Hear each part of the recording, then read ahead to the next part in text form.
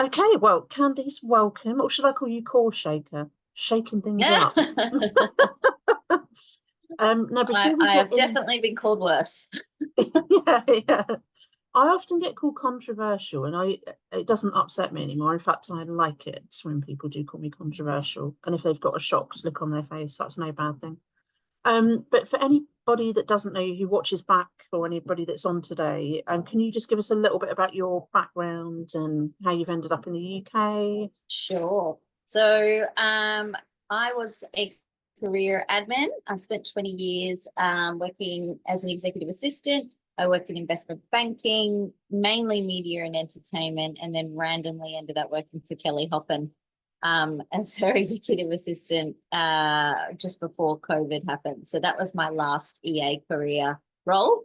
Um, I went back to Australia for what was meant to be 4 months, and it ended up being nearly 3 years, and started a company called Admin Avenues, which is a marketplace and lifestyle website for admins. It's basically like a one-stop shop for admins in Australia, and a job board. So like your version in the city. And yeah, we're launching in the UK hopefully by the end of this year, pending tech issues. So yeah, I lived in London for 5 years, went back for 3, and I'm back here trying to set up Admin Avenues over here. And then yeah, heading back to Australia at the end of this year for a while. So let's just call me international. You really are. But I just very quickly before we get on to the post, can you tell us, because I'm really grateful that you've been really candid about it, but can you tell us a bit about what you've been dealing with in the job market this year back here in the UK? Because Yeah. this has been one of the most brutal job markets I've seen for a long, long time. Yeah. So I got back in February of this year, and I even if someone had have warned me, like they would have said, oh, it's really bad here or whatever, I'd be like, yeah, but you don't know who I know. I've got all these contacts. I know everyone. Like I work with all these recruiters because I'm launching Admin Avenues over here. Like I'll be absolutely fine. That is not true. That is not what happened. It was the biggest bomb of what are we on, 7th month of being unemployed in London.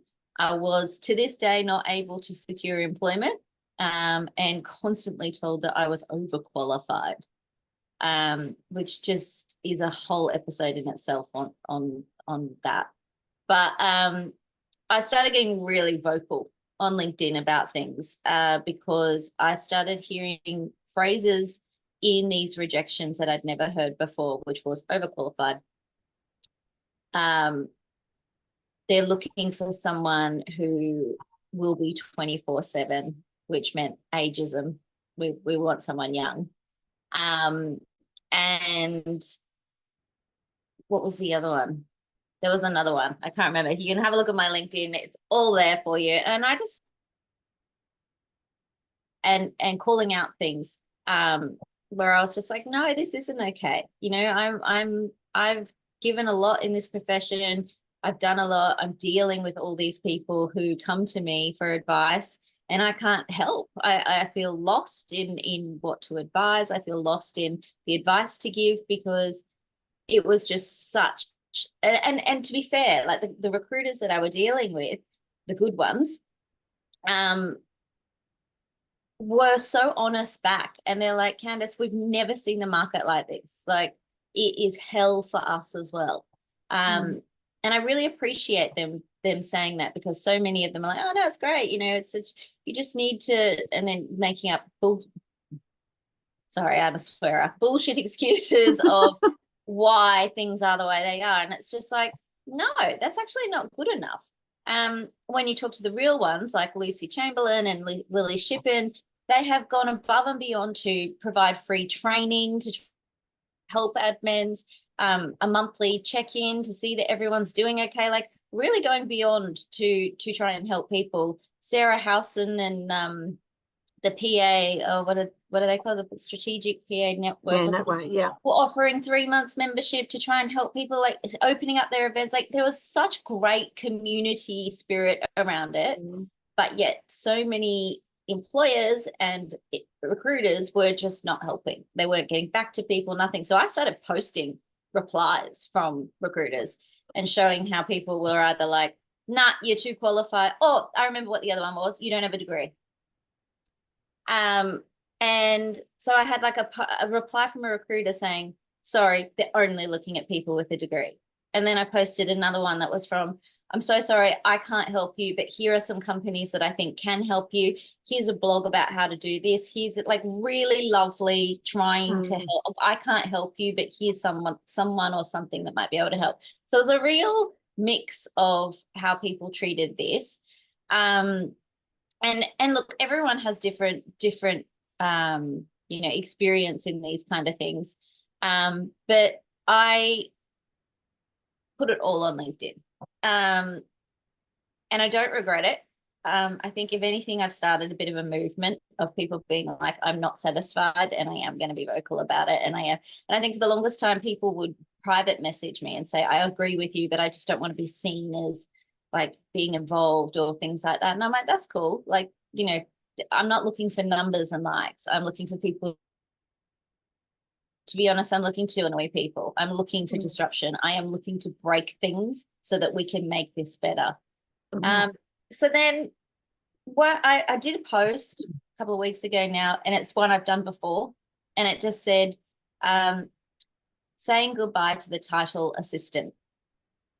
Because in my experience, the last 5 years of having the title assistant in your profession, the salary has stayed pretty much stagnant. Whereas people who had executive business partner or, other great titles were going up with their salaries. And I was like, so is it the word assistant? Is this what it is?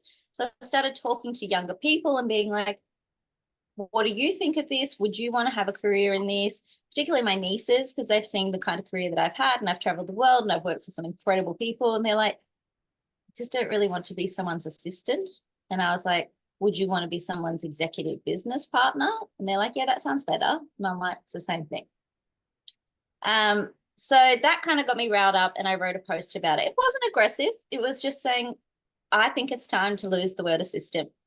And I acknowledged that I knew that I was going to annoy people, especially people with their brand that had assistant in it. And I didn't think that it would do what it did. It went absolutely viral. It is still going viral. I think I can tell you the numbers. It just had such a worldwide reaction to it in different ways. A lot obviously agreed because there's over 4,000 likes or loves or whatever they can only do positive likes. So I'm sure if there were some, there'd be boo ones as there. But 402 comments, 315 people reposted it. And that was just on LinkedIn. Pretty much everyone who is a voice in admin gave their opinion on it, or they just wrote about it on their own page and didn't credit me for that. And so I just jumped on their page and joined their conversation as well. But I think if it showed anything, it showed that so many other people are clearly feeling the frustration of the stagnant state of our profession, and that maybe it may be the fact that we are seen as assisting, not as people who are strategic business partners. Another big kind of thing that came through, and I've left some of them up there and I did delete a lot of them. I'm just looking now. It's had nearly 720,000 impressions to date. The reaction from men was just bizarre, particularly men that had nothing to do with our profession. I don't know how they came across this post, but they felt the need to say, well, if you're not happy being assistant, you should just leave being assistant and know that you did a good job. Be a good girl and tap out. And I was just like, what? And these are like VPs and they're like, title doesn't matter. It's about how you treat your executive and how your relationship is with your executive. And I was like, what? And then I got told that God had something to do with it. I remember that one. What is going on? So I'm screenshotting all of this and sending it to Vic and being like, this is the latest one of the day. This is hilarious. And I did block a few of them because they started getting really gross. Weird, yeah, yeah. But I did leave a few of them up there just for shits and giggles. And also to show a different point of view and things like that. Because I don't want it to all be, we all agree on this. I want people to have different opinions on it. And I know that people will. I personally had the best career ever as an executive assistant, but that was my career. That's done. I'm done being an executive assistant. It was a great career. I'm very proud of it. But going forward, no, I don't want to be an assistant. My next part of my role does not involve being an assistant. That doesn't mean that has to be for everybody. This is just always what my brand is authenticity. I will always speak my truth. I will always be an admin advocate, admin first. I will always try and do things like that. But for some reason, this just struck a nerve. So I've been reached out to by people from all over. The ASAP have now invited me to speak at their APC conference in Colorado at the end of October because it struck such a nerve in America. We did a podcast with Jeremy Burrows, which will be coming out next week because he doesn't agree. And we wanted to capture the why he doesn't agree and why he has a different point of view on this. And I definitely recommend that you go tune in for that one. It's a future focused admin. And if you haven't listened to our first episode, I also implore you to listen to that as well. We'll talk about that in a bit, but that's the crux of what happened. And it's interesting. This is not new. This is not a new topic. I'm sure that you've talked about it before, Vic, with the EPAA, but it just for some reason struck a nerve. Yeah, I'm not surprised it has. I mean, obviously coming out the back of the pandemic, a lot of people are burned out, peeved, pissed off, frankly, with life and work. And there's been so much going on, the cost of living crisis. I mean, there's so much heavy stuff weighing on people. So I actually think you timing this now, and I know it wasn't deliberate, but that's why I think it's got so big, because people are just in the mood for change. They're in the mood for disruption. This has been repeatedly brought up in the UK over the last 20 years. I sent you some photos of some of PA conference programs from 20 years ago that I attended that we were talking about it. And it didn't really, I don't know, it was weird. When it started to change here, and you can feel free to criticise me, and anyone that listens back to this, I'm used to it, so that's fine. After 2008, obviously we lost a huge chunk of the profession here, and it was a lie. The message that was put out there, these jobs came back, they weren't brought back. We majorly slimmed down. We went through that third, fourth revolution of industry. We've gone through that.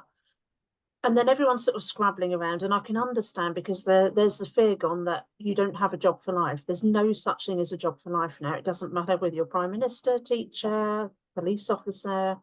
No, there's cuts can be made and are being made everywhere. But I noticed the Americanization of the British industry from about 2010. And so we started to see these Americanizations of the sort of job titles. They work really well in America. I'd spoken at a PA conference out there. I had a lot of PA connections out there. I brought some of them over to the UK. And we started seeing terms that we'd never used here before. And if you're a PA, an international company, you obviously will be, or EA, you'll be more in tune with that, because things, countries can interchange more easy, I guess, when you're under one umbrella. But I remember one of them, when we used to have the prestigious National PA of the Year awards, one of the women that won it said it was a grave mistake to then start rebranding the profession here, admin professional. And she wrote a blog on it when LinkedIn wasn't even that big at the time. But she said all she could see now was the diminishment of PA salaries and basically fighting for our worth. And she made those predictions, and she has now left the profession because she wasn't prepared to come back in at a lower level every time she was hitting the job market. I've worked my backside off and, blah, blah, blah. And she said, if this carries on, we're going to be in big trouble. Now, do I have, me personally, have a huge issue with admin professional as a term? Well, I think we all just sort of jumped on the bandwagon using it at the time. I think we felt that obviously the UK is a very small country, and if we banded together with other countries, it would help create this change, but actually it just didn't. Did the profession over here diminish? Yes, it did. The salary started dropping quite badly. I mean, if I was to go back out on the market now, I'd be looking at 20, 30 grand less than what I was earning when I came out of EA, but that's facts. If people don't like it, well, you go on to the job market and see for yourself. So if you're a PA that's been EA, PA, or you've been at a big corporation, for example, for 20 years and you've gone up the pay grades, you know, you've earned your crust, as they say, and then you're suddenly back out in a job market that you haven't witnessed for 20 years. That salary that you were earning there, you're probably not going to get it at the moment. It's going to be down here. And so you're then having to. And who is that usually an issue for? Who taps And, out? Who has to tap out of the market for 10 years while they raise children? It's a women issue. Sorry, I didn't hear my dog. Sorry, didn't hear that one. Rosie, butt out. It's a women's issue that we have to step out of our profession to raise our children, to be a carer, to do all these things. And then when you come back in, particularly if you're 40 plus, the money is not there, the opportunities are not there, and you are not seen for the value that you brought to the profession. They're like, nah, you can press the reset button again, or you're older, so you know you're not going to be as cool and agile and you know as full as energy. You're not going to be 24/7 anymore, as it was explained to me.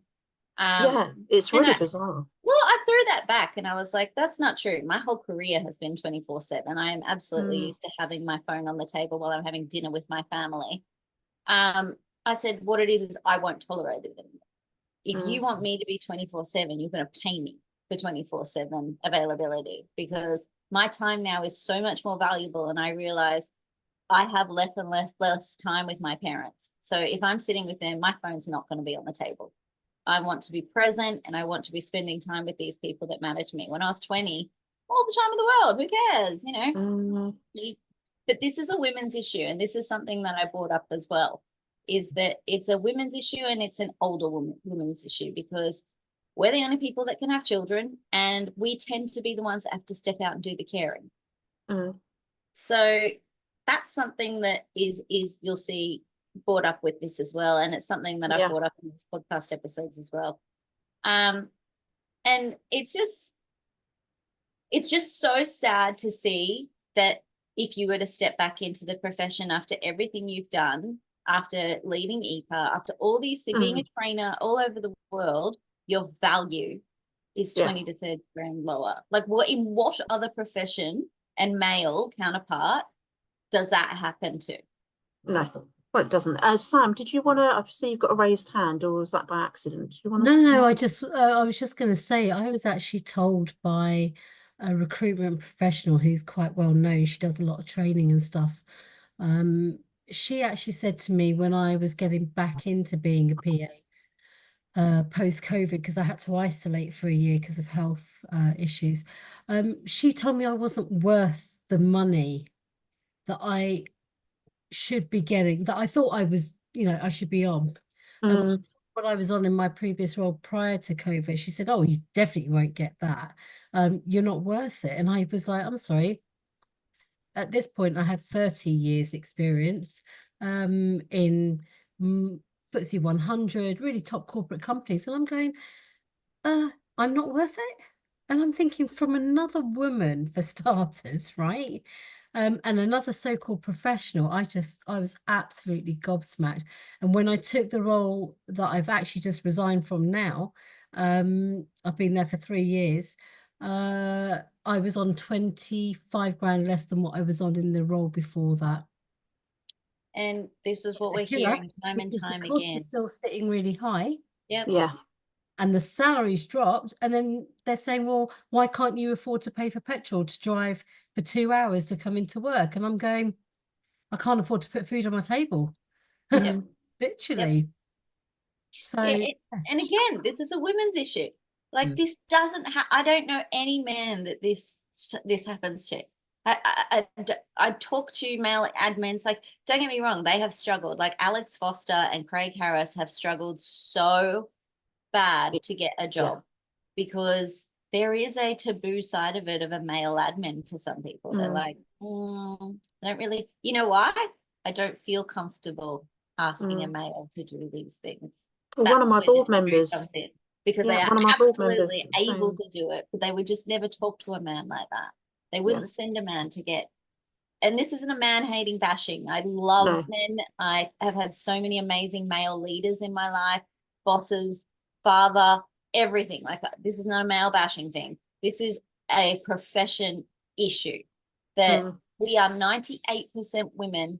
We are getting our salaries taken right back, yet we're upskilling, we're doing all the same things that we used to do. We're adding, if not more value, yet we're going backwards in salary and finding it harder to get a job. How does, what other industry do you know that in?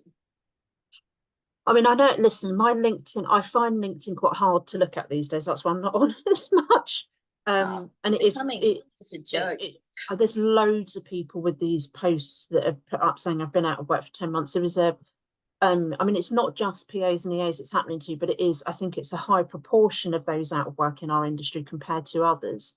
But I mean, I read a post on socials a couple of days ago, and it was a lady who's PhD, she's got 2 degrees, she's trying to get into the psychotherapy industry. And she said she did some sort of work experience when she was doing one of these degrees, that she'd come out armed with a bit of experience and quals. And she said, I can't even get on the entry level, like apprenticeship level. I can't. And she's now working at a coffee shop because she needs the money. And I'm sitting there thinking something is going really, really badly wrong here. I mean, as for EAs and PAs, yeah, one of my board members has been going through this. It's been 11 months now. And been put through horrific recruitment processes, that even when he's been fortunate enough to be selected as a shortlisted candidate, you know, one of them went on for 6 months. It was 6, 7, 8 interviews. And you kind of think, this is not right. There's nothing ethical about this at all. You don't need to have, if you're a good interviewer, or a good HR person, you'll know, you don't have to get to know someone over 8 interviews. That's absolutely ridiculous. But not to mention the cost. I mean, if they're not doing them via Zoom and they're expecting you to go in there, you know, that's time out of your day, cost. Yeah, I mean, Penny's just said, I only just got to the same salary point I wasn't 9 years ago. What? Yeah. Like, that is just, it makes me really just, this is a 98% women industry. I don't just see it as an admin issue. I see this as a women's issue. And I don't think that many people want to face that. I think they're just like, oh, well, it's just an admin issue. It's like, no, this is what in Australia, the highest number of growing homeless people is women over 50. Our highest number of homeless people, women over 50, because they were sold a dream that you marry a good guy, he will be able to provide, you raise the children, and you'll have a pension for life, and you'll be set up for life. That didn't happen. That didn't happen. They stepped out. They did do the raising of the family. The marriages, a lot of them ended. That's okay. That happens. But the pension is on a poverty line. It is not something that they can live in. And they've had to start living in their cars. And it's just, you know, we're just lucky that we don't have your temperatures here. It still does get very cold in Australia, but it's a serious issue. And I am petrified of how many admins will end up like this. Petrified, because we'll get to it, that we have a huge amount of admins retiring. We do not have a pipeline of admins coming in. And this is, I think, a big part of it is because they don't want to be assistants. And the kind of main thing I can put on it is a global, let's say one of the biggest companies in the world, Google, have changed the title to executive business partner. If they can do that, and with that came a massive transfer of money because it was seen as what it is, executive business partner, that should kind of be like, okay, well, we've got something to work with here. Like let's just start with, this is the new executive assistant mark. And we have things like the global skills matrix, and we have things like Lynn Walder's the salary thing that they've got in America. It's a bit too full on for me, but they're guides. They're not meant to be the answer, but it's something to start working with, where we can go into these interviews and be able to say, actually, if you look at what the job description is and you look at this is actually a salary, this is a band 4 of what this is the money that it should be at. This is a global skills matrix, whether it's that or not, but something that you can say, this is what it is. Like EA How To is about to release their salary survey for the UK. They just did one from America. It's definitely worth downloading. It was brilliant. It was such an insight into what's happening in the American admin economy. And there is one coming for the UK, but it's mind-blowing. It's just, if you look at if you were to go and apply for a job now, what you can get for all these years of service, 20 plus years of service, some of us, 30 plus for some of us, and what the money that you can get now, I truly believe it's because we're seen as assistants. We're not seen as the value that we bring to businesses. And I'm not saying that this is just a title change. It doesn't work like that. There's a big misconception around everyone's an executive assistant. So you can have someone that was an admin assistant. They just called themselves an executive assistant and have jumped 3 levels. They don't know what they're doing, and they're accepting being paid £30,000 for it. And it's like, well, you've just brought down the value of what an executive assistant is. So there's so many parts of it. It's not just, hey, change the title and everything gets better. There's a huge piece about it. But what I get frustrated about, and this is kind of another thing that I've talked to Vic about, is I'm so sick of people talking about it's coming. It sounds like winter is coming. It sounds like a threat. It's here. It's here. Now is the time for change. We can't keep saying it's coming or we need to. It's like, no, what are we doing now?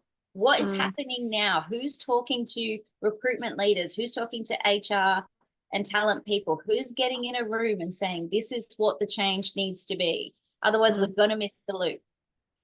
Yeah, and I have got some opinions on that. So I mean, obviously, especially during the pandemic, I had to rein back a lot of what I was doing. And it wasn't just because we were stuck at home. It's just that people didn't have the resilience to go through any large scale change. They didn't.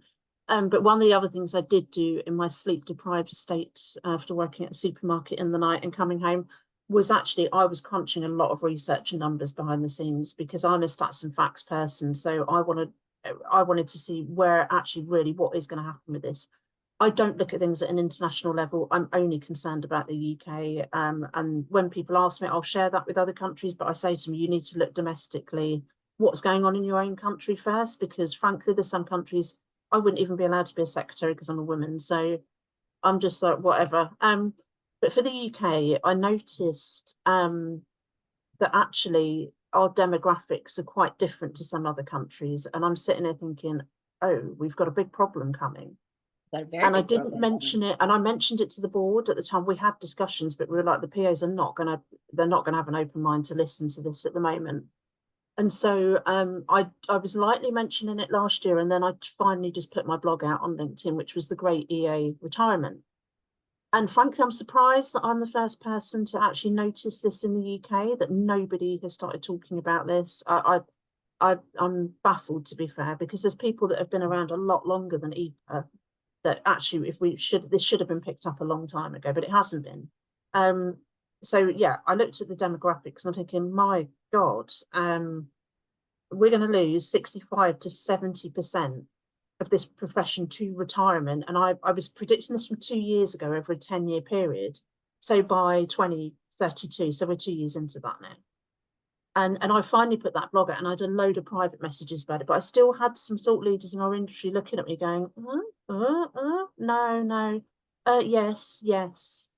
And then there's the issue with younger millennials. So I'm a millennial, just at the top, so they call me a veteran millennial. but the younger millennials and Gen Z. So I was starting to chat to them, and I did some online focus groups during the pandemic, just very quietly.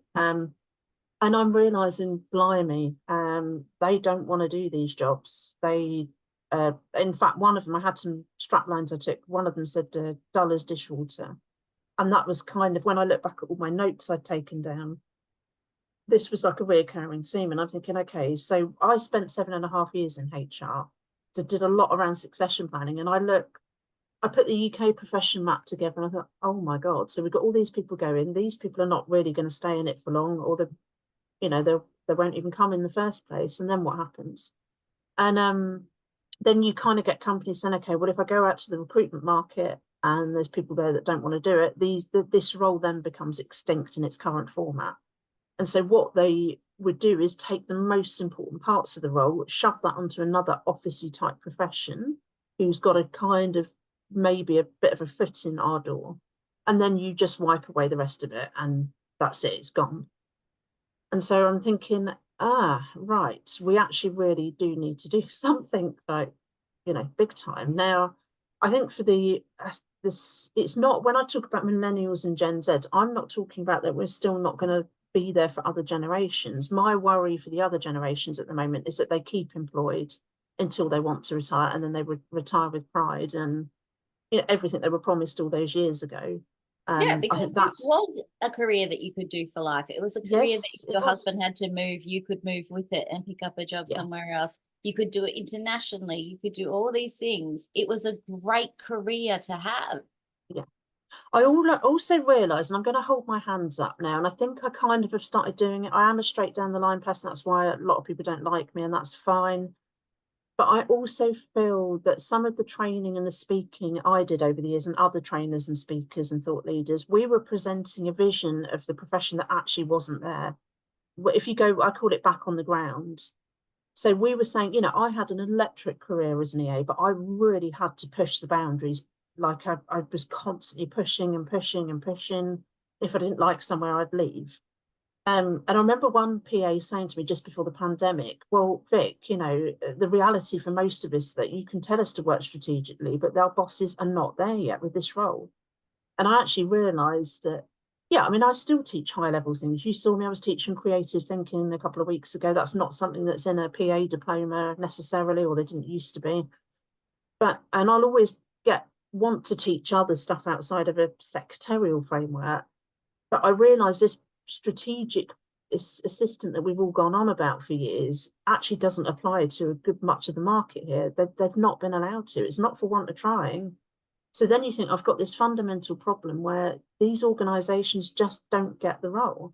And then I look at the components of people who could help. Well, I'm going to be honest about recruiters. Obviously, I've worked in recruitment. I think they're as useless as a chocolate teapot, most of them. And that's me being nice. If they had the power to change this profession, they've had plenty and ample of opportunity to do it, and they've done nothing. They'll sponsor some awards. They'll turn up at some PA events and conferences quoting the latest statistics, but the only power they hold is with one or two clients. And they might be able to go into the client and say, well, actually, this isn't really an EA role. It should be a chief of staff or a business manager, and you need to pay this. I'm not doubting some of them have had some impact in that way, but have they got no, for the large scale, we need to do a big flip here. And as you say, it has to happen now, and it should have happened a long time ago. But whenever I go out to PA events, all the PAs are like, we're recruiters. And I'm like, we're flogging a dead horse. We've been asking them for 20 years. 20 years I've been involved in the industry. They don't have the power to do it. I do like some recruiters. I can count the really good ones on less than one hand, and I always recommend them out to people.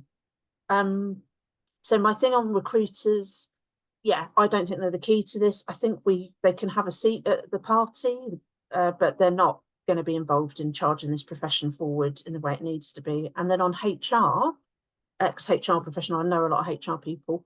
I don't know how to put this, but we're the last thing on their mind at the moment. HR is going through a massive state of flux, going through huge transition over the last few years. They are burned out as a profession. I've never seen HR quite like this. They are very, very burned out.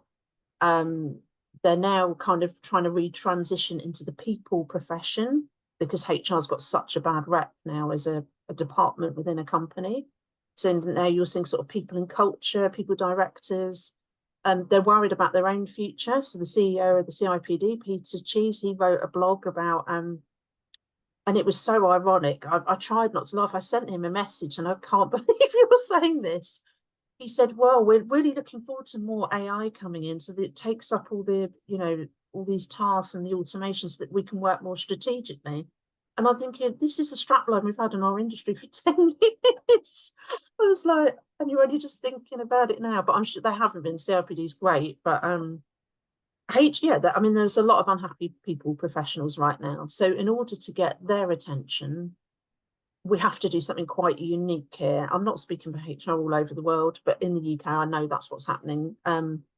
We have to do something quite unique with them, because they're banned out, and we're not top But I've priority. spoken to you about Yeah. this, is that it needs someone like EPAA to host a round table with some key players in this. So the big four talent people, the big four recruiters, the big four, just starting it with a framework group to say, how are we going to do this going forward, so that we can roll it out, because it's not something that we can do as one. No, there's not one person that can do it. We can get people like us who are outspoken to get the party started and to get the controversy going and breaking things, so that we can rebuild them into something better. Absolutely. But like, I was talking to Bonnie Lowe Kramer the other day, and she's like, I've been working at this she's actually quite lefty and quite feminist. So I was like, oh, hello, Bonnie. I didn't think that of her, but it was a really good chat. And she was like, we've been trying to do this, and I'm, without being disrespectful, because I think that she has done a lot of great stuff, I'm like, well, do better. Like, don't be afraid to break things. Don't be afraid to use your voice. Don't be afraid to use platform. And she was like, Candice, do I look like someone who's afraid, to do things? I said, no, but you're not. That's the difference. You don't look afraid. And I don't think that you would be afraid to go into corporates and do this and that, but you're trying to, your business relies on these people paying you to speak at events. Mine doesn't. I can go out and say, free the nipple, and it's not going to affect my career. I love that. Love it.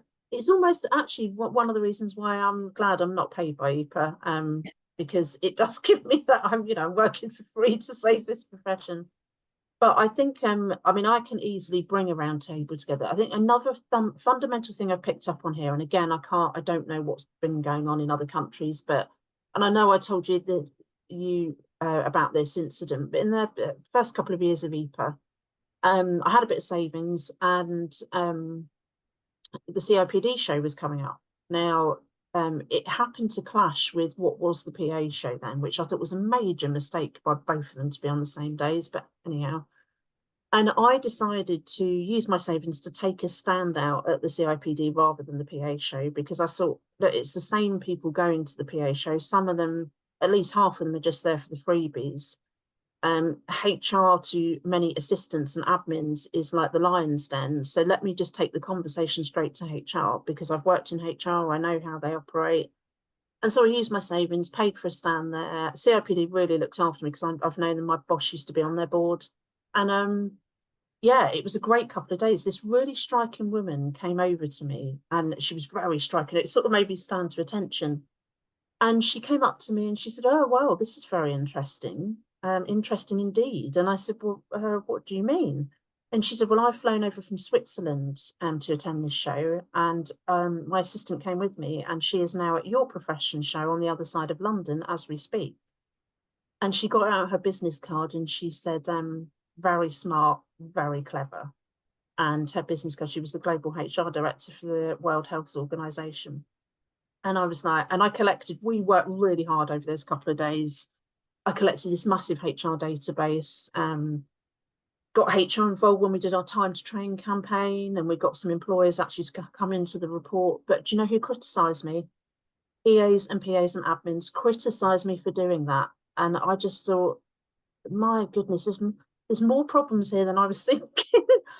But that's because they don't understand me. Like, They, Well, they said you should have been at our show, not HR, but you're but too frightened to have those if conversations. you're like this, you don't Mm. see this. What we're looking at is this. We're looking future. We're looking at the next generation. We are very much aware that we're not going to be able to solve this. All we're going to be able to do is put it into process. Into It's going transition, to take the next generation to fix this. yeah. All we can do is line it up. But if you're just want to do your job, just get paid, just try and get a better salary, which is most normal people. Life is already so hard. You just like, get me through the week, get me through the month, get me through to summer if you're in the UK, because this country's weather sucks. You're not so wrong look there. at the rainy weather outside. But this is the thing, like, of course they don't see that it's a larger picture here. And you know, I have this confrontation with these kind of people all the time. Like, as you know, it's no secret that, you know, I've worked with Lucy Brazier in the executive support. I've worked with Nikki Christmas with the Practically Perth. I've worked with everybody, so I can see, and I've talked with all of these people, being like, okay, this is what's going on. But their job is to sell money towards education, towards admin. That's not what we're doing. We are trying to educate admins and trying to do this, but you and me particularly are trying to start a movement, and it's uncomfortable, and people are going to be like, oh, here they go again, or you know, but that's what we will be remembered for. Those people that broke the system, those people that were the game changers, and we won't be around for long. I have no intention of doing a global look at me circuit of, you know, Jessica and I are looking at writing a book, but it's not what you think. It's kind of the next part of the 9 to 5 movement. It's a feminist thing. So I don't want to say we're not like everybody else trying to flog my book, because maybe we will be trying to flog a book, but it won't be on admin. Because as you said, those books then become redundant. Because PA books go out of date the minute they're printed almost. And I made a promise to everyone at the launch of EPAA that I would never write a PA book, and everyone whooped and cheered. And to this day, I've kept that promise. And we don't need another PA book. We don't need any more. We need things to upskill us. We need help in moving towards technology that is going to advance us in our careers. We need help with mental health. We need life has got so much harder. And if you're responsible for other people, you've got double that responsibility on your shoulders. If you have children, if you have sick parents, if you have whatever, our jobs are so hard, and we take on so much. It's such an intimate role of taking on someone else's burdens because it's never just a business. There's always you're taking on, they may have come in a bad mood because they've fallen out with their husband or whatever else. Like, it's such a empath role where you are taking on so much that we need to protect ourselves as well and be in a good space to go home into our families and things like that, and be able to unwind. I mean, we haven't even got to the part of the single people. Like, this is all talking from people who have support. What about the people that are single? And I brought this up in our podcast with Jeremy, because Jessica and Jeremy are both married. And I'm like, excuse me, just want to chime in here that you both have partners. I've been single most of my life, and it's tough. It is really tough doing life solo, trying to get a mortgage solo, trying to, you know, save enough money for this solo, trying to, like, all the things that you have to do solo. I take my hat off to single mums. I don't know how you do it, but God bless you. But the difference of what this will look like going forward, and the reason why people are going to either be uncomfortable with it or dislike us or whatever else, is because we're not following the path. We are going to be making this uncomfortable. And I apologize if you're not up for that. Feel free to unfollow. Feel free to tap out. If you just want to get on with your life, cool. Like, we're not saying everyone needs to be like us, but if you do really want to make change, we can't do it alone. We need people that want to use their voice. People who are in important roles in important companies, we need you to go into your HRs and say, you need to meet these people, take a meeting with these people, or sit in on this roundtable. We need admin's help to make the next change. We are not going to be the change makers. We're going to be the change doers. Yeah, I mean, why I went to the CIPD show, because I was trying to take a different angle at it, and to Yeah. have upset so many PAs and EAs, I think that's the fundamental thing. Actually, you don't understand HR clearly. You see them as this lion's den, but you don't actually get the mechanics of what HR is supposed to do. So I was, I was trying to be disruptive and different, and then the whole industry here piled on me, and it was really, I was like, oh my God. So we actually had to dovetail some of what EPA was doing, because we're like, even the PAs aren't ready for it yet. But I mean, we are I am in this sort of liberty stage where I'm not paid by EPA. I've given all my assets and savings to EPA. I worked at a supermarket to pay for EPA for nearly 3 years during the pandemic. So I don't feel the constraints that others may do in the industry. I can actually say what needs to be said. What I will say on the UK for job titles, the UK is a really weird, strange place. Very weird. And it took quite a lot of time to disentangle secretary from this work. I mean, I did it quite quickly in my career, I have to say. And I love the job title when I was younger. That's what I signed up for, a secretarial diploma. But even to this day, and we were joking about this when we did the London workshop last month before I got very sick. We were joking that we still have to explain to a lot of people, even now, what executive assistant means. They have no idea. You go, oh, well, it's a PA secretary, and they're, right, okay. But I do think, and obviously I'm going to give some real hard stats and facts at our evolution versus revolution event and talk about what I mean by those terms. But I do think the job title personal assistant will have to go. And I think it's at real risk, because you don't need these multiple layers of PAs and EAs and AAs in organizations. And not if you're looking at the AI that's coming in that can strategize a diary 10 times quicker than you can. I mean, there's so much good stuff. I'm not saying AI is going to take over everything, but I do think the term personal assistant will go. I think it will go out of business. I think there's Yeah. still personal assistant for celebrities. Yes, it will be back to what it was 30, 40 years ago, which you're a personal assistant undertaking personal work. Now, Yes. the other thing we've got is that actually personal assistant was a job title first and foremost for carers of disabled people. And the disability sector, it was always said to me over the years, Vic, can we now have this job title back? Because when you get up a job board like Indeed or LinkedIn, and you put in personal assistant in the UK, it will bring up all those disabled carer jobs as well. Well, so if you just put assistant in, you'll get store assistant. exactly. So there's the PA. I think the reason, I'm going to be brutal, the reason the UK hasn't fully gone over to EA and why it's taken, it's because UK employers didn't want to pay more. They knew that by putting that word executive next to assistant, it was going to command a higher salary. And they've pushed and pushed and pushed back on it. And actually, yeah, I think now what we'll end up having is AAs. I don't think they'll be completely wiped out. There's always going to be very low level work that even the AI and automation won't completely wipe all of it out, but you'll always have someone as a runaround. Whether they call that AA in the future, I don't know, but there'll always be somebody running around doing something in a company. And I loved being an AA. I have to say I thrived before I got up the career ladder. And I relished in that role, loved it, real chance to learn. But yeah, I do think personal assistant will go. I think executive assistant, we've probably got it for another 10 years, but then I think it will start to change.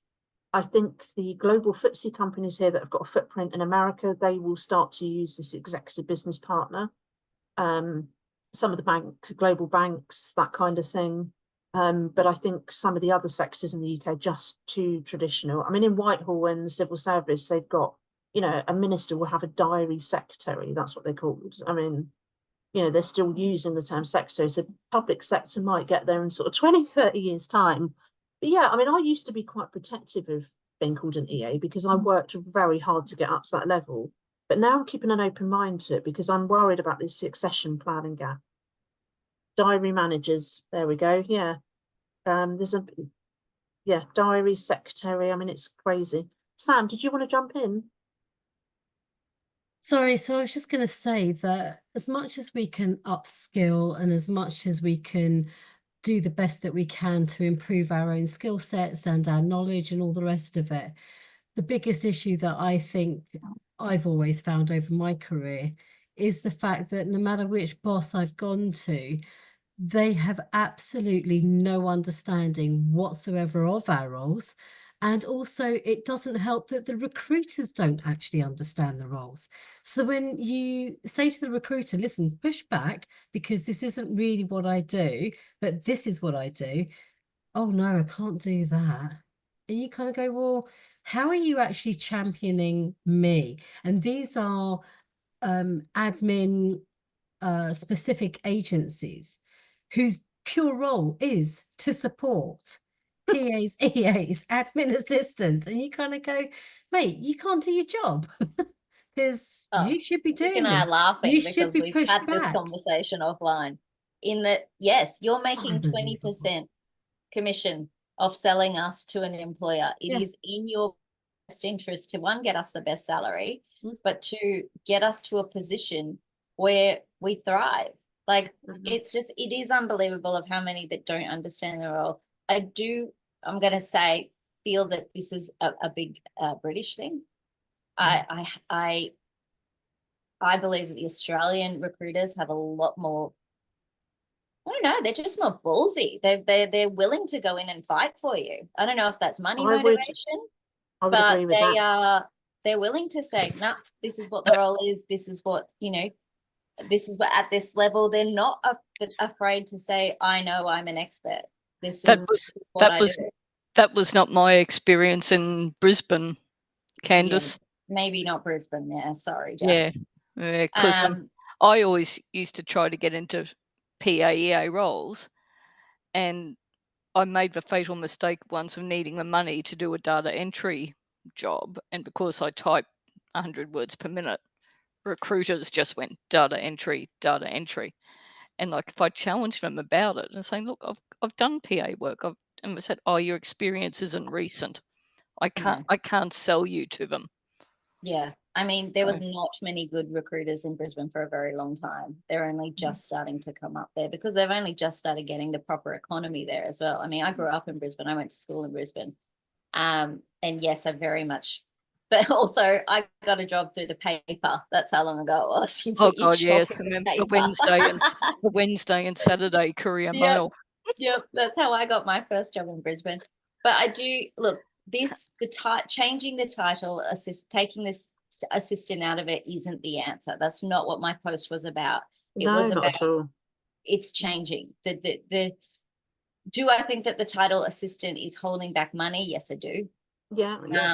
But I don't think that that's going to change everything because we all become executive business partners because Google said that. Until there is an understanding and an education of what is involved in these roles, nothing will change. So that's why it needs and when I talk about revolution, like a revolutionary rebrand, because it's flogging a dead horse with the recruiters. I mean, the recruiters, rebrand. That's the word. Yeah.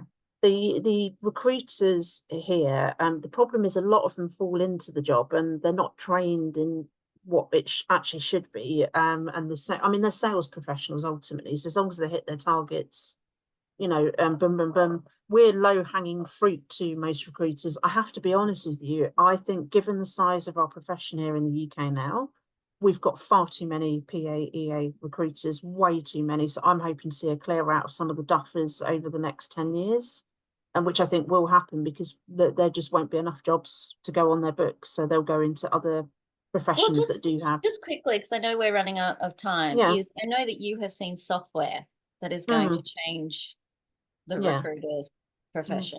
Like we don't even know if recruiters will be used in 10 years. No, so at our event, Evolution versus Revolution, I've invited the Recruitment Employment Confederation, who I absolutely love. I've got a fantastic relationship with them.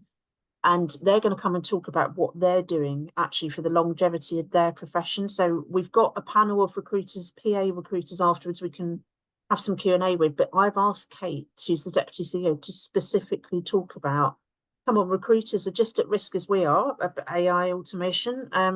What are you doing as a profession to remain relevant? And so she's going to talk about some of the work they're doing, which is, I think, would be really interesting. But I think, but with the recruitment piece, I think it's very telling for me that most EAPA recruiters, I'm talking 80% of them, are not registered members with the REC. And so therefore they don't have to adhere to a code of conduct. The REC is quite strict with their members. They have a code of conduct, the behaviours. So when one of our members was discriminated against for being her weight and her disabilities, we were able to report on her behalf, and she actually came with me. We reported this PA recruiter to the REC, who took the investigation forward. And so yes, there is, Jackie. So if you go on the REC website into their directory, and then you can cut by profession, and then it will tell you all the registered PAEA recruiters on the REC, because so many of them are badly behaved and spewing out absolute rubbish. I don't want to. I know some of them will say to me, well, we don't need to be registered. Well, it's not mandatory, but you're adhering to your own code of conduct, which frankly is quite unethical. And even me, having worked in recruitment, having had a big, massive career, I've been treated terribly by recruiters. I'm never good enough. If I went to the market now, they'd be saying something else about my appearance, or there'd be something. There's always something wrong with me. So I always defied them. One of my favourite recruiters is actually Australian. Yeah. And I did a campaign on LinkedIn a few years ago to try and track her down. I can't remember her surname. I was in my early 20s. I'd been hit over the face, metaphorically speaking, by about 20, 30 London recruiters. You're too common, you're not degree educated. And I was just getting rejections left, right and centre. So I traipsed along Holborn, go to this lovely recruiter who they went bust, it looks like, during the pandemic, called Chamberlain Beaumont. And this bouncy Australian woman called Helen came out, and I was trying, you know, when you try and fake smile, but you've had so much rejection, this must be what actors go through. And I'm like, and she's like, come on, back up. And I'm like, oh. And it all came spilling out of her. And I said, I'm literally pounding the streets of London here. And this is what I know I'm capable of, Helen. I know it. I just know it. And she was like, I'm going to be the person that helps get your career off the starting block. So she put me forward for an assistant to an EA at a disability charity that worked with employers and government. And I got that job. And we carried on using Chamberlain Beaumont. And I then became the EA. And I had my own assistant, and my assistant was off sick, and I needed an urgent temp for some audio typing. And I phoned her up and I said, Helen, can you send me a temp? She's like, Vic, all our temps are booked out at the moment. So this was temp crazy between 2004-8. And I was like, oh my God, I'm going to be here all night. She said, I'm just going to get in a cab. I'll be there in 10. And I went, what? She turned up at our office and was my assistant for 2 days. And she went, Vic, I know I'm the director of a recruitment agency. You have to put that out of your mind. I am your assistant. And she gave me a massive amount of confidence. That's what a good recruiter should do. She saw something in me. I kind of stuck with her until I went to Hayes. And then I was thinking about her a few years ago, just before the pandemic. And she must have gone back to Australia. I can't remember her surname, but I was like, if anyone remembers I wish you could find her. That was my campaign, help me find Helen, so I could tell her what had happened in the rest of my career. So that is a good recruiter. That's the barometer, and that's not what the assistants are getting now. No, I mean, yeah, Jackie's just asked, do you think there's now a bias against Australians in the industry? No, I don't think there's a bias. I think in England, particularly, we're known as Jaffas, just another fucking Aussie. Because there's so many of us. I've never heard that. Yeah, it's a thing, because we are everywhere. It's a thing. The Brits all come to Australia and the Australians all come over here. But yeah, I remember a recruiter saying to me, oh, you're a Jaffa. And I was like, for some reason I associated that with South Africans. There's something about Jaffa with South Africa. I don't know what it is. But it's something, I don't know. And I was like, I just think about the lollies, Jaffas. Yeah.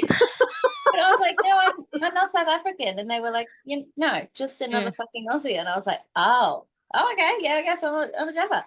Yeah, because I'm thinking of Jaffa cakes, that we eat. Yummy. But I look, to loop this up, I just said, look, there's a lot of work to be done here, but it needs to actually happen. Stop talking about it. Stop talking about it's coming. It needs to start happening now. And if these thought leaders, as they call themselves, I actually said to Jessica, my co-host of the podcast last night, I said, who anoints someone as a thought leader? Who says that they're a thought leader? Because there's a lady in America at the moment who did a post last night. I won't say her name, but she was giving advice on how to do your LinkedIn, and she had that she was a thought leader. And I was like, says who? Your mum? Like, I don't understand where all of a sudden, can I be a thought leader? I'm going to be a thought leader. I'm going to put on my LinkedIn and everyone's going to say, oh, she's a thought leader. What are my thoughts leading? Like, but it's, you need to be look at that, look at these people who we look at and say, oh, they're a thought leader, and say, what's their integrity? Are they actually helping? Or are they saying the same shit that they've been saying for 10 years and not actually coming up with anything but flogging you their book or flogging you their courses? Or are they actually getting in and saying, right, this is what we're doing, this is what we want you involved in? We need to open our eyes to that kind of rubbish at the moment. Otherwise, nothing's going to happen. I'm heading back to Australia, but I am very, very much committed to staying part of this in England, because we're launching Admin Avenues here. And this is actually what Admin Avenues is going to be, just to circle back on this is, circle back, listen to me, corporate. Some more blue sky thinking. Is that we want to take that bit out of it. So we will only work with recruiters that put the salary up. You have to have salary transparency. You have to get back to each and every applicant. It can be a auto reply, but you have to get back to them. If the job is filled, it needs to go out and say this job has now been filled. All these things that we have as our guidelines is to help admins. We are not recruiter first. We are admin first. And if we get complaints that you're a bad recruiter or you've treated people badly, you get 3. And if you get 3, you're out. You're no longer able to advertise through us. 100% admin focus about raising the profession and helping admins. We are not about trying to help other companies. We do want to help other companies who want to help us. But if you are not going to help us, you're not going to be part of this journey. There's plenty of other, but go with Sex and City, go with all these other things. This is solely about trying to help admins. So I'm invested in making this work both here and in Australia. And I think you'll have a good chance of doing that. And I don't think we can save America. I'm just going to say that. Like, look what's going on over there. We just need to stick in our own little. I learned my lesson with I learned my lesson with the USA a long time ago, and I love the American assistants and admins, but this is a completely different. They're in a league of their own. They've got their own issues with this. Australia follows the UK system, so it's very aligned. I can't even think about trying to get involved in America and trying to fix that, because there's so much more to it. And I just want to add one thing I forgot actually about the term PA here. And yes, I do think it will go back to these very personal words, but the NHS is using it now, and so physician's associate, or whatever this new job title is, but it's a abbreviated PA. So when you look up PA as a hashtag, it's all these NHS jobs. It's a new layer in between. There's a lot of hoo-ha about it, but it's a new job that's been brought in, and they've sort of been positioned as sort of, well, it's upsetting the junior doctors, but pick the term PA. I think the NHS will end up taking that over anyway, so it'll be like, bye-bye. And that's okay too. Like, my main focus right now is to try and put money back into admin's pockets. Like, the fact that it has gone down or stagnant is when everything else has gone up. Everything else has gone up. It is a real mission of mine to try and help these women, particularly women over 50. Well, God, I'll say 40 now, because I'm one of them. I'm 42, and I ended up being, and I want to clarify this, I am not sleeping rough, but I am homeless, because I could not afford, after 8 months of being unemployed, to have my own place.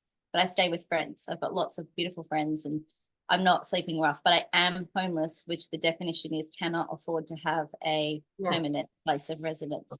And this is me. This is someone who has worked for the president of multi-billion-dollar corporations. This is someone who has, I have connections out my yin yang. Could not get a job in London. And it's just like, if that's happening to me, what does Jenny down the road, who has just had admin experience 3 years in, got a chance of trying to get a livable wage? So that's my goal. That's why I wanted to get rid of assistant. Do I think that's the only answer? No, but that's something I want to start on. And Yeah. I welcome everybody's advice, everyone's feedback. I welcome if you want to get involved. We are already setting up focus groups, Vic and I, of trying to get this feedback and trying to get things actually going. So if you know someone you're like, you should be talking to these people who are, you know, the head of talent at KPMG, or if you've got introductions, if you've got any ideas, let's do it. Let's do it now. Let's while it's hot, while we're annoying people, while people are getting hot and heavy about this topic, do it now. Let's do it now. Because once the winter starts setting in here, everyone just goes, whoa. Yes, well, I think we're like that down here in Dorset today with this. I've actually thought about putting the heating on earlier and then remembered how much No, don't do it. Don't do it. Just picking up on the comments before we sign off. Yes, everyone is an Instagram model or influencer, Sam. Honestly, it's just, it's so fake. Okay, Penny, that would be great if you could. So that would be really, really good. Yeah. And then we can maybe even put together a framework of questions to put out for other admin groups to be able to do this and get the feedback that way. Like Vic's an absolute nerd for data, so throw it at her. I blame my old HR director for that. He taught me how to interpret data. Data is key. Data is, you can't lie with data. Well, if I go to just very quickly, if I went to a group of HR people and presented this profession to them, I know what they're going to want. They're going to want stats and facts. What are the numbers? What are the big headlines? That's what and if you haven't got that, you've lost them. Oh, that would be fantastic if you could, Tamar. That would be brilliant. Yeah, anything. So just so you know, we've got 2 focus groups coming up for millennials and Gen Z assistants who are already in the profession or wanting to, or thinking about, or not thinking about it. There's one online on the 3rd of October, one for half a day on the afternoon at the 4th of October. Obviously, I'll do some more scene setting about what the UK stuff on Friday the 5th, or is it 4th? On the Friday in the afternoon when we talk about evolution versus revolution and what that actually means in terms of EPAA. I can't talk for the rest of the industry. I'd just talk about what I'm seeing in terms of data and real life, what's going on the ground. And then we start taking it from there and getting, I think, you know, more feedbacks that we get from obviously HR. I'll go out to my HR database as well. I sort of have been. That's how I know they're burned out and feeling a little bit dejected as a profession. So I think if we use HR and talent's time, we need to use it really, really well, bearing in mind where they are as a profession at the moment. Yeah. And we need to, we are going to jump on all your offers. I'm sorry, you put your hand up and we're going to use you. Thank you. We really need your help. We really do. We are 2 people. We're mouthy, but we can only create so much impact. We need people to then be going out with it and being like, right, this is the message, or this is what we're trying to clarify, or this. We just have to get on some sort of same page to say this is how this is going to be framed for the next generation of admin, to keep it relevant, to keep the money in. Yeah, and all I'd say is a final warning to any of you and anyone that watches back the recording, just be careful of some of the hyperbole that you read on sort of LinkedIn posts or blogs or stuff that looks glitzy and glamour about our industry, but it's actually not true. You know, the whole mis-selling of the chief of staff thing over here has done a grave disservice. Completely different role. Yeah, and we won't talk about it now, but that's just one example of many where PAs jumped all over it because it looked like a latest trend and fad on social media. And actually, I go back to, if you get on the ground, that's not what's happening. Employers don't see it that way, and British bosses certainly don't either. So be very careful of that stuff. And if you do see it, you could feel free to screenshot it to me. It doesn't mean I'm going to jump on these people online. I try to be as measured as I can be. But it just means that I can record a pattern in terms of data of where it's coming from. And because honestly, as Candice has already said, a lot of these people are actually trying to sell stuff to you, and that's the hook to get you in. So, you know, one other example was the London recruiter who put up about a poll on LinkedIn about how many of you get lunch for your bosses, and PA scrambled and it turned into this massive big debate. I'm sorry, but it made us look absolutely ridiculous that we were discussing lunch when that business leaders are worried about another recession at the time or more lockdowns. So don't get involved in that stuff, because it actually just makes us look really stupid that we're talking about such trivial things. I don't care whether you get your boss lunch, and what you do is between you and your bosses, but that sort of stuff actually discredits us. It really infantiles our industry and profession, and I don't like it. I really don't like that stuff. Vic, have you changed your opinion on executive business partner as a title? I know one time you sort of said that kind of implies that you would have a financial. Yeah, I said Yeah. that's why I haven't jumped on it, because in the UK it means a business partner. A business partner means a partner in business. That's the interpretation here. But I was also very aware. I've been to America. I've spoken at American PA events. I was very aware, and obviously I worked for a big global company, so I saw these job titles starting to come in. I knew the tech industry were going to start to use something more different. Totally got that. I'm keeping an open mind now. I don't think it will blitz around the UK, but I think certain industries within the UK will pick it up. I think but in London it will, because we have so many American companies and head offices here. It will definitely, it's been set as as the Google standard of what the next.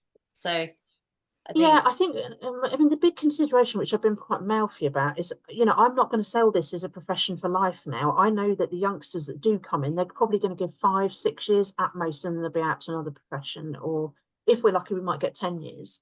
And so actually, when we're looking at the job search, we need to take that into account, as well, that the fact that these newer, younger generation, Gen Alpha, who are at school at the moment, they're going to go through several different professions through their lifetime. The millennials are already doing it. Gen X has been doing it anyway.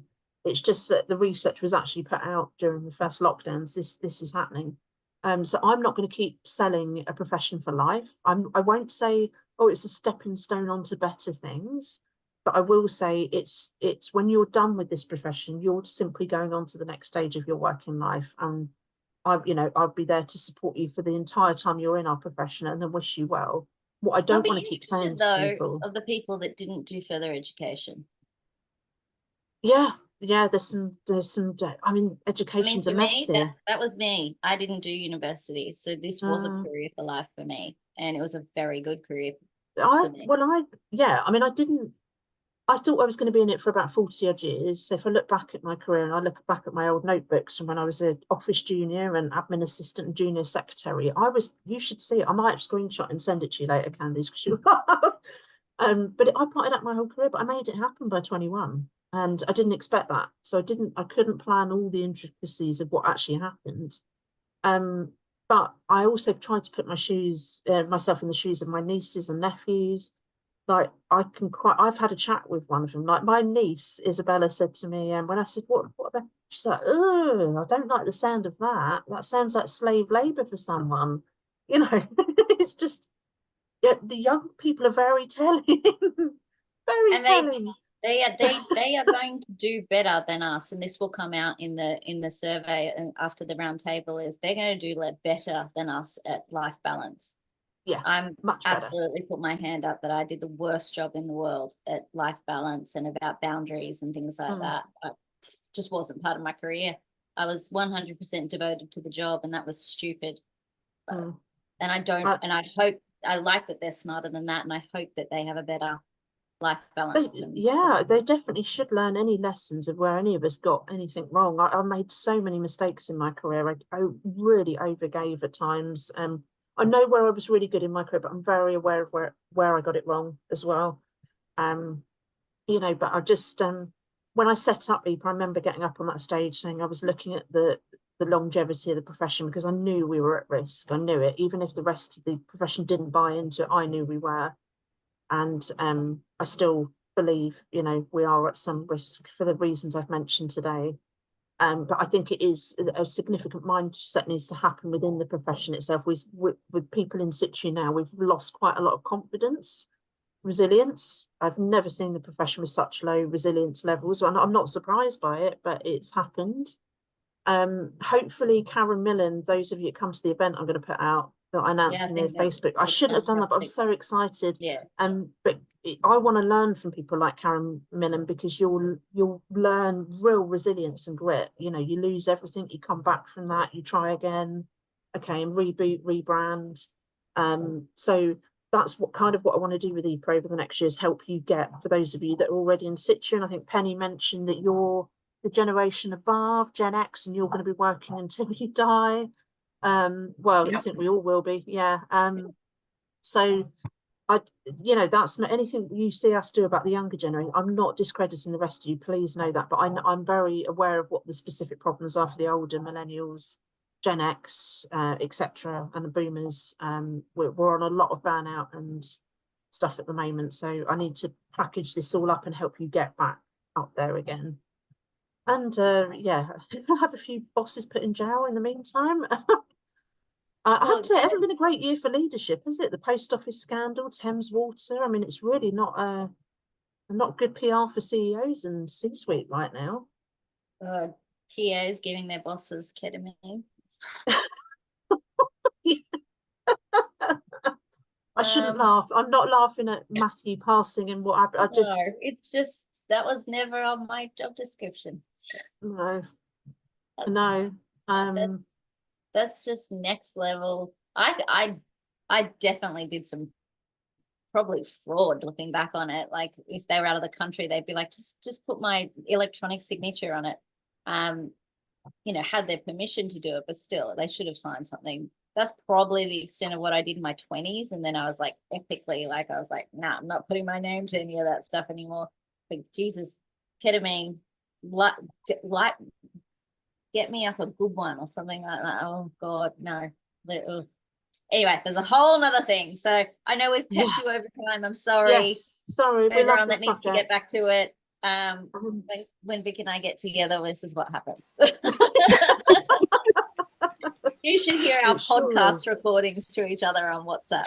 Oh my God. I know. And Candice, when I was really, really ill, so I had COVID and now I've been fighting Lyme's disease. Oh no. I'm all right, don't worry, I'm Yeah, fine. I know. I'm on antibiotics, but I sounded like I'd smoked 40 cigarettes a day, didn't I? I was leaving Candice's voice note going and trying not to cough my guts up.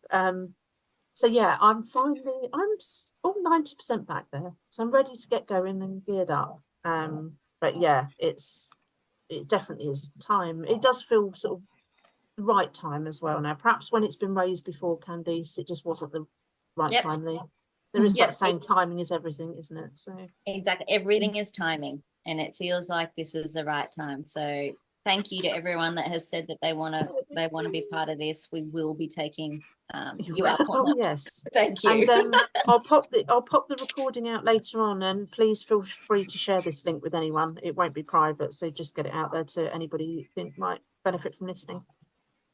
All right, thank you so much for joining us. Thank you. Thanks. Bye. Thanks. Bye.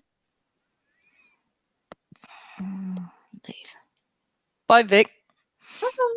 Bye, Ross.